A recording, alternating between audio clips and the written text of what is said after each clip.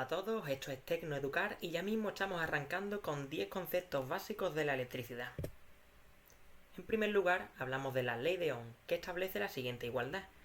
Tensión eléctrica medida en voltios se calcula como el producto de la resistencia eléctrica medida en ohmios por la intensidad de corriente medida en amperios. Veamos un ejemplo con el circuito de la figura, en el que podemos calcular la intensidad de corriente que circula a través del circuito partiendo del cociente entre la tensión, 6 voltios de la fuente de alimentación, entre el valor de la resistencia eléctrica de 2 ohmios, obteniendo un valor de intensidad de corriente de 3 amperios que circula a través de los elementos del circuito. En segundo lugar, hablamos de potencia, energía y carga eléctrica. Definimos la potencia eléctrica como el ritmo al que se entrega la energía eléctrica y podemos calcularla mediante el producto de la tensión eléctrica medida en voltios por la intensidad de corriente medida en amperios. La potencia eléctrica la medimos en vatios. La energía eléctrica podemos definirla como la capacidad para realizar un trabajo y podemos calcularla mediante el producto de la potencia eléctrica en vatios por el tiempo en segundos, obteniéndose la energía eléctrica en julios. La carga eléctrica viene dada por el movimiento de los electrones, por tanto puede calcularse como el producto de la intensidad de corriente en amperios por el tiempo en segundos, obteniendo la carga eléctrica en coulombios. Los elementos del circuito son muy variados y vamos a dividirlo en principio en elementos activos y elementos pasivos.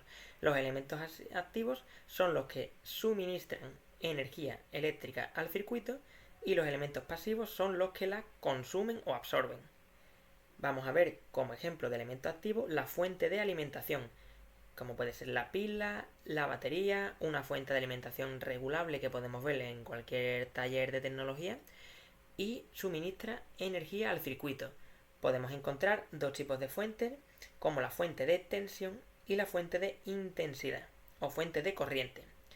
En la fuente de tensión podemos variar el valor de la tensión partiendo de un valor concreto de corriente en función de la carga del circuito y ocurriendo el caso contrario con la fuente de intensidad o fuente de corriente, en el que podemos regular el valor de la corriente partiendo de un valor concreto de tensión en función del circuito. Vayamos ahora con los elementos pasivos que consumen o absorben energía en el circuito y como ejemplo de ello tenemos la resistencia eléctrica, que como ya hemos visto según la ley de Ohm se puede calcular como el cociente entre la tensión y la intensidad de corriente. Podemos ver una imagen de la resistencia y su símbolo eléctrico. La resistencia puede conectarse en serie, como vemos en la imagen, y podemos calcular la resistencia equivalente o resistencia total mediante la suma de los valores óhmicos de las distintas resistencias conectadas en serie. Si conectamos la resistencia en paralelo, como podemos ver en la imagen, podemos obtener la resistencia equivalente como la suma de sus inversas. Es decir, la inversa de la resistencia equivalente se obtendría a partir de la suma de las inversas de cada resistencia, como podemos ver en la ecuación que vemos en pantalla. Por último, podemos agruparla como una conexión mixta de resistencias que engloba la conexión en serie y la conexión en paralelo. De esta manera se puede obtener la resistencia equivalente partiendo de esta combinación de serie y paralelo. También podemos utilizar las resistencias para conectarlas obteniendo así un divisor de tensión, como vemos en la imagen, cuya finalidad es obtener una tensión de salida inferior a la de entrada. Con la fórmula que vemos en pantalla, teniendo una tensión de salida igual a la tensión de entrada por la resistencia final o resistencia 2 partido por la suma de las dos resistencias, la de entrada y la de salida.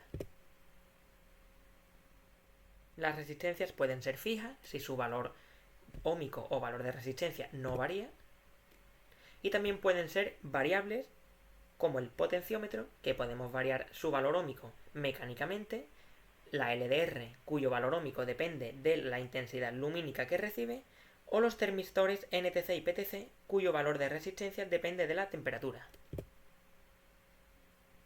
La toma de tierra es un elemento del circuito muy importante, ya que lo protege y es un elemento de seguridad.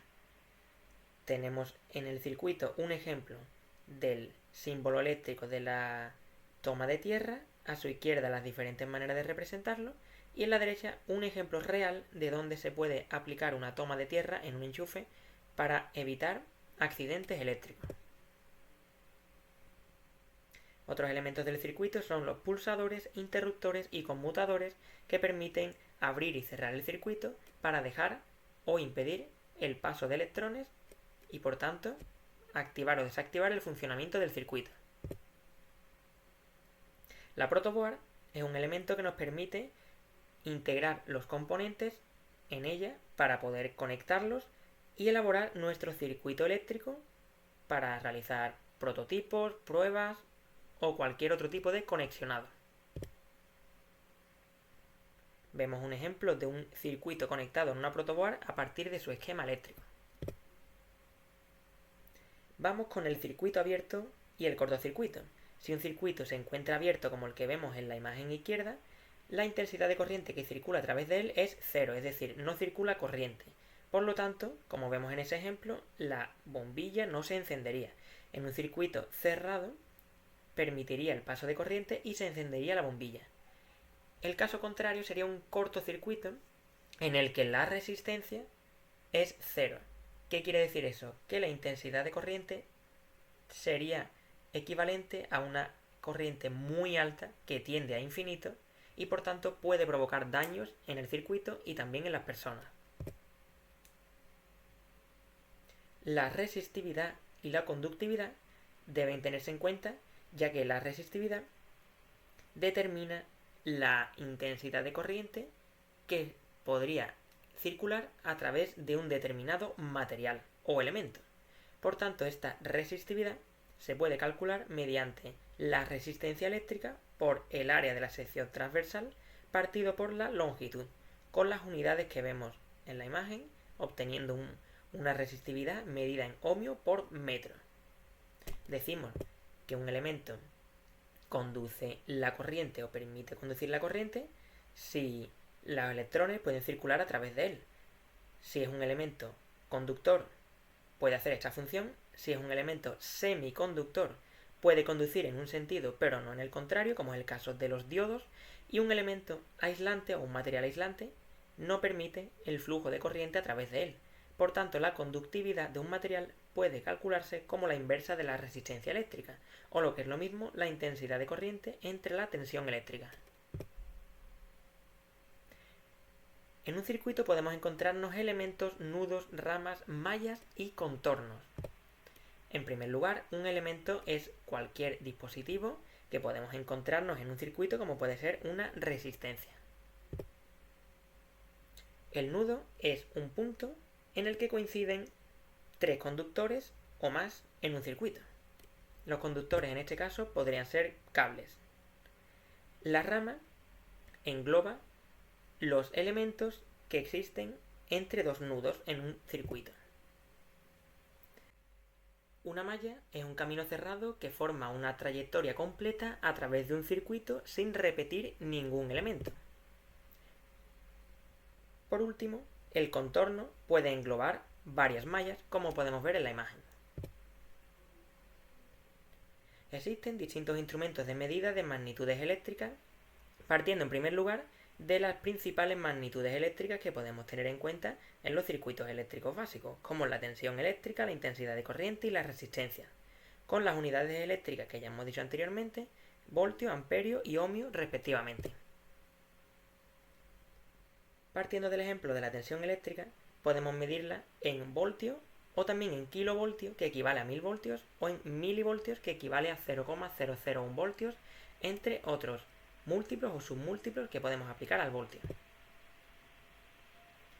Para medir estas magnitudes eléctricas empleamos distintos instrumentos de medida, como el voltímetro para medir la tensión, el amperímetro para medir la intensidad de corriente, el ómetro para medir la resistencia eléctrica, el multímetro que nos permite medir diferentes magnitudes eléctricas y el batímetro o el bármetro que permiten ambos medir la potencia eléctrica.